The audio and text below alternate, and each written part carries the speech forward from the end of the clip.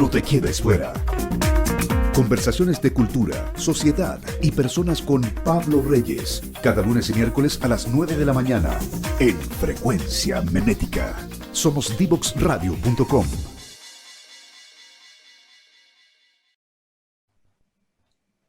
Aquí estamos de regreso, hemos seguido, se nos hizo corto también el tiempo en el entretiempo. ¿Ah? Hemos estado discutiendo y arreglando el mundo, buscando soluciones.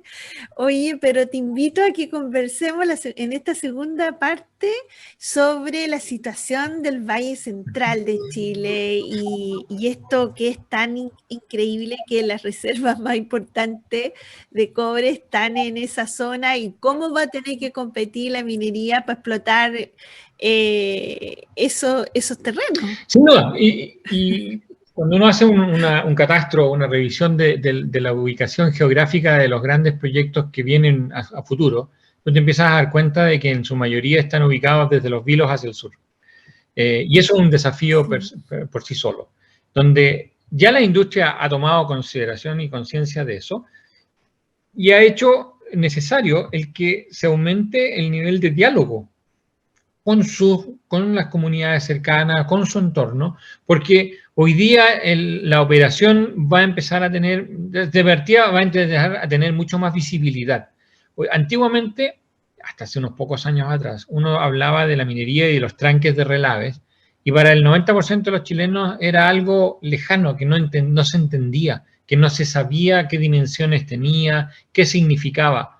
Hoy día basta salir hacia Colina o hacia el sector norte de Santiago y uno ve los tranques de relave y uno puede apreciar qué es un tranque de relave. Entonces los tenemos aquí. Sí. La gente, entonces uno empieza a tomar conciencia. Esto es de lo que hablábamos cuando hablábamos de relave. Por lo tanto, la industria ya ha tomado cartas en el asunto y se ha acercado a su entorno más cercano, a sus comunidades, para iniciar procesos de diálogo en el cual empecemos a hacer compatibles las actividades propias de la zona, como son la agricultura, la misma ciudad, con la operación minera. ¿Cómo podemos encontrar un punto en común en el cual la minería también aporte al desarrollo de esas comunidades? Como bien tú decías al comienzo, hoy día en su gran mayoría la minería está pensando y está trabajando en función de producir y utilizar agua de mar tratada, agua de mar desalada. Bueno, eso significa que voy a incrementar los volúmenes de agua que aporto a las cuencas donde está la operación minera, que no había. O sea, hoy día lo que no está viniendo de la cordillera en forma natural, lo que no viene en forma de lluvia, va a ser el agua que yo estoy dejando de utilizar o que estoy almacenando en el tanque de relave, que es el agua de proceso. Esa agua, con un segundo tratamiento, podría ser perfectamente utilizada en agricultura o en actividades propias del ser humano. Y la prueba está en el sector donde han habido experiencias y existen hoy día experiencias en la utilización de las aguas de desecho de las plantas de filtro o de los relaves para regar bosques, para regar plantaciones silvícolas, donde tenemos bosques hermosos, tremendos, que están siendo regados con el agua del proceso minero. Y ahí está la mejor demostración de que son compatibles. El tema pasa porque haya ese diálogo con una apertura de mente de decir, perfecto, yo necesito la minería porque Chile ha sido y va a seguir siendo un país minero donde es nuestra principal fuente de ingresos, querámoslo o no, y por lo tanto es una industria que genera trabajo, que genera bienestar, que genera desarrollo, no solo en forma directa, sino que en torno a, hagamos un análisis de la cantidad de contratistas, empresas proveedoras que giran en torno a la minería.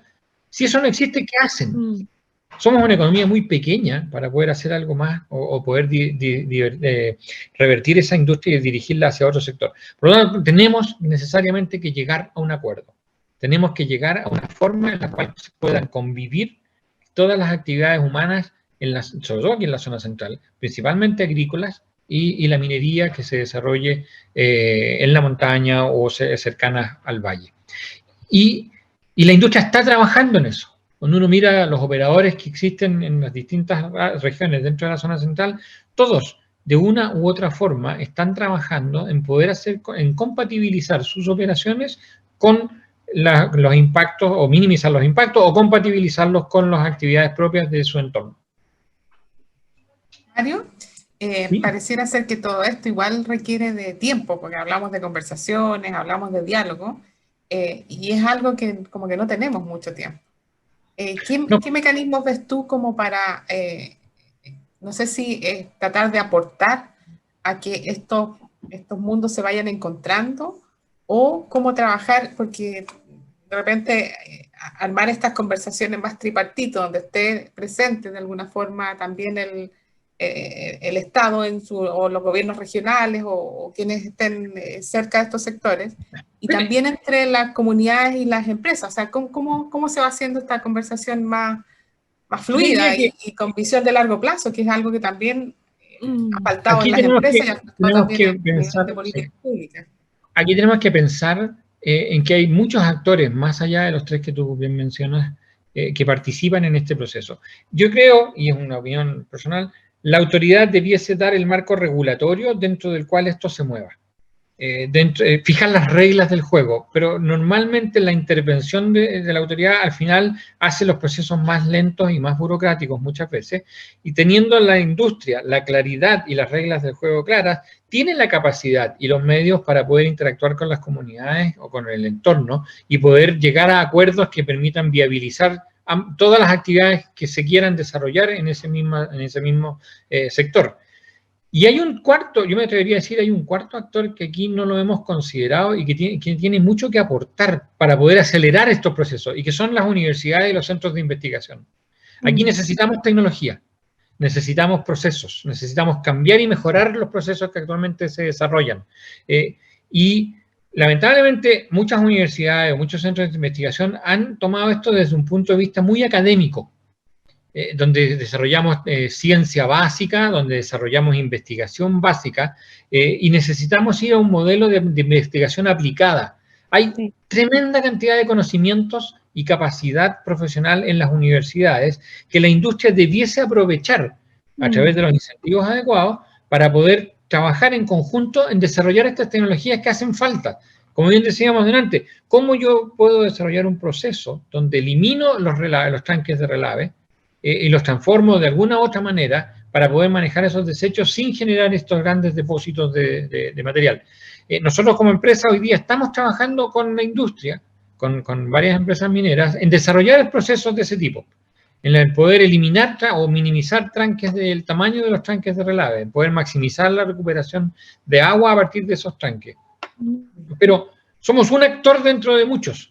Hemos afortunadamente tomado la delantera en trabajar con estas empresas mineras, en donde se están desarrollando tecnologías que pueden ser aplicadas en cualquier parte del mundo y en muchos de los procesos que se llevan adelante. Por lo tanto, si eso lo podemos replicar y podemos involucrar a estas instituciones como las universidades, los centros de investigación, en una política de investigación aplicada, más que desarrollo de ciencias básicas, podemos ganar muchísimo tiempo, muchísimo. Podemos desarrollar un conocimiento que además nos genera una segunda industria. Hoy día, empresas finlandesas, suecas, son grandes exportadores de tecnología minera sin tener una industria minera significativa. Entonces, ¿por qué no podemos hacer? Yo creo que aquí la PAME va a saltar al tiro porque va a decir, nos falta un actor relevante, que son las empresas de base tecnológica, y ya full hincha de la... Yo creo que es un actor que ayuda a movilizar, y en esto de la velocidad o la aceleración de estos procesos, creo que es un actor relevante también. Pamela, yo creo que va a estar súper de acuerdo con que esto es así, porque efectivamente desde las universidades nos cuesta salir más allá de lo que significa desarrollar el conocimiento, incluso cuando es investigación aplicada, no nos quedamos ahí, no nos quedamos en la solución y la conexión con las empresas de base científica o de base tecnológica. Creo que esos son actores relevantes que podrían acelerar este proceso. Y son temas que no nos van a resolver otros, y que por lo tanto es súper importante que armemos estos ecosistemas. La minería tiene el recurso, plata, tiene la necesita agua, necesita minimizar su impacto, y las universidades, los centros de investigación tienen una cantidad de conocimiento acumulado enorme, valiosísimo. Entonces, hay que generar los incentivos, hay que generar el marco en el cual esos dos mundos se unan.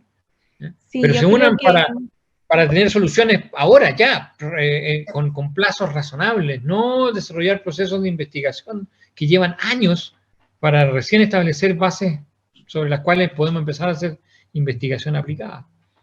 Sí, yo creo que uno de los roles fundamentales que va a tener el Ministerio de Ciencia y Tecnología es justamente eso, pues ser un gran articulador y fomentar, ¿no es cierto?, que desde las universidades se vayan generando estos encuentros para generar las EBCT, Claro.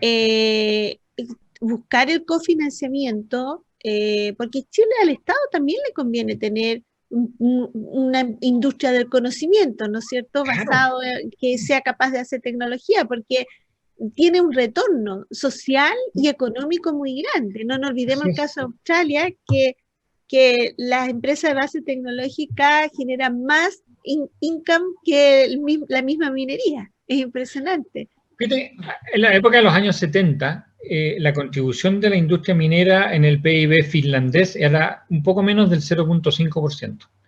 Kiruna y las operaciones de Outokumpu en esa época representaban menos del 0,5% del PIB.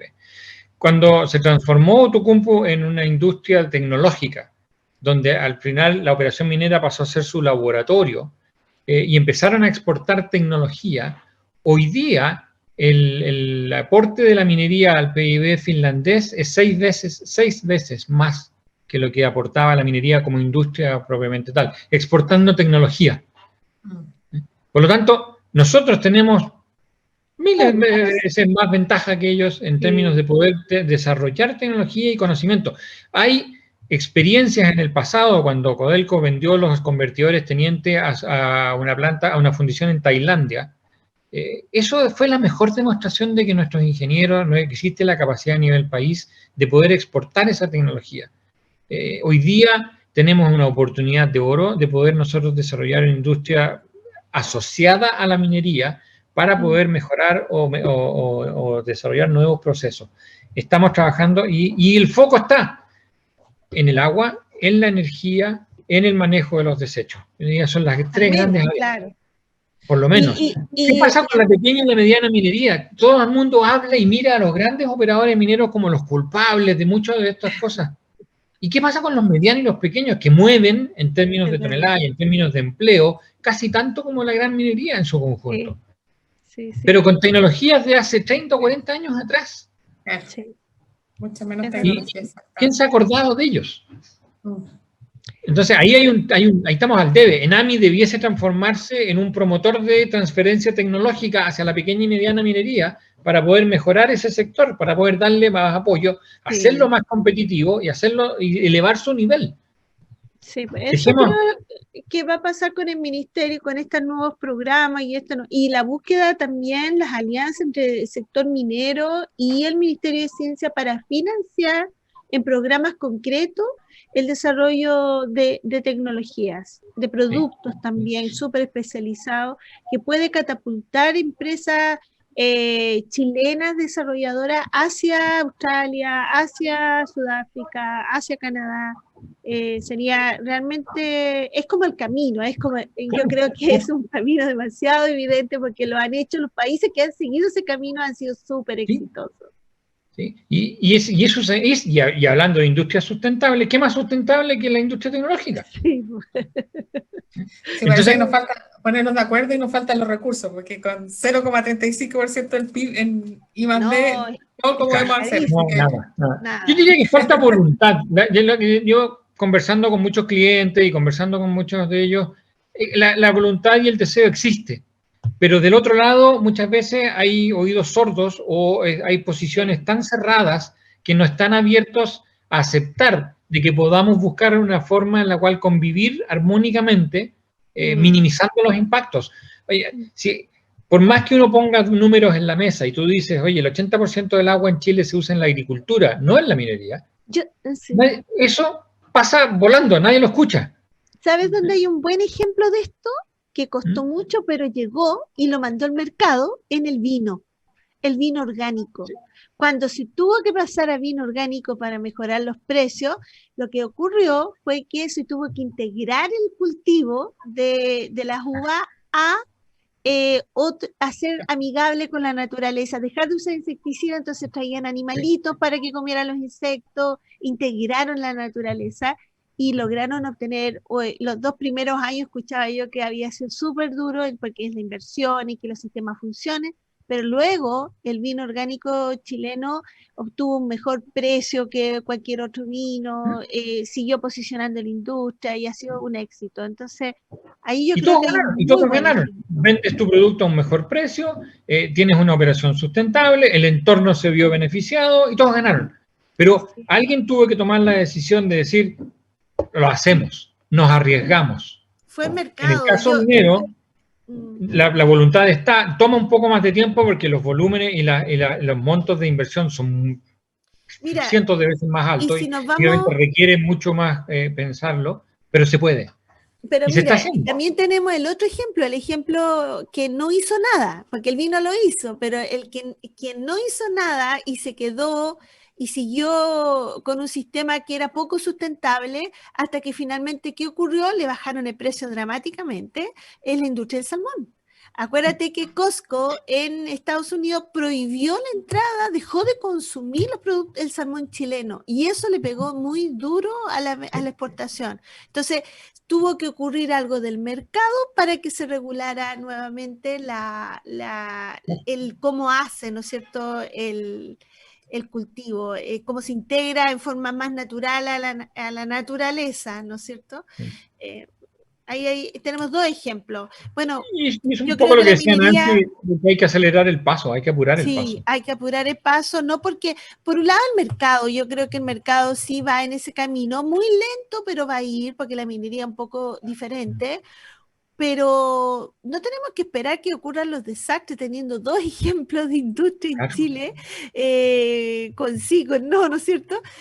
No hay que esperar tanto, y sobre todo que el recurso hídrico es tan importante para Chile y puede tener en el futuro cambios drásticos con la nueva Sí. constitución, ¿o no? Y hay que entender de que, haciendo la analogía, la minería es un barco de altísimo tonelaje al cual hay que dirigir, se mueve lento y tiene una inercia tremenda, al cual hay que maniobrar con cuidado, porque si nos equivocamos, volver a corregir el rumbo toma el mismo tiempo. La industria del vino, la industria del salmón son industrias que más asemejan una lancha. Yo corrijo el rumbo rápidamente y fácilmente.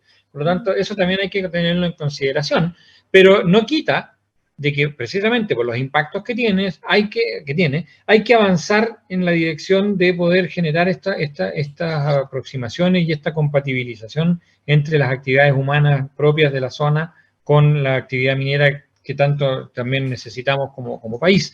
Por lo tanto, desde ese punto de vista, no podemos ser ciegos que la industria está trabajando, está haciendo cosas. ¿Que podría hacerlas más rápidas? ¿Que quisiéramos que las hiciera más rápidas? Sí, por supuesto que sí. Pero hay que tener en consideración también que los riesgos que estamos corriendo tienen altísimos costos y los errores los podemos pagar caro. Un proceso que no funcione y que te genere algún tipo de desecho o algún tipo de contaminante que después al final resultó ser el remedio peor que la enfermedad, claro. Tenemos que volver atrás y ya no solo tenemos que corregir lo propio de la actividad, sino que además todo el desastre del error que hemos cometido en el desarrollo tecnológico. Por lo tanto, hay que pensarlo bien, hay que generar las instancias donde hacer las pruebas dentro de un marco adecuado, actividades como las mismas universidades, el Centro Nacional de Pilotaje, hoy día ofrecen espacios donde poder llevar adelante estos desarrollos minimizando los riesgos. Los riesgos no se van a eliminar, van a siempre existir, pero minimicémoslo. Y, por supuesto, vamos a, dentro de eso, a enfocarnos en los 3 principales desafíos: agua, energía y desechos. Súper. Mario, se nos fue volando el tiempo y ya estamos, tenemos que terminar este segundo bloque. Te queremos agradecer por esta entretenidísima conversación que hemos tenido acá. Nosotros, claro, en realidad lo que quisiéramos es que todos estos temas tomemos mucha más conciencia y los aceleremos.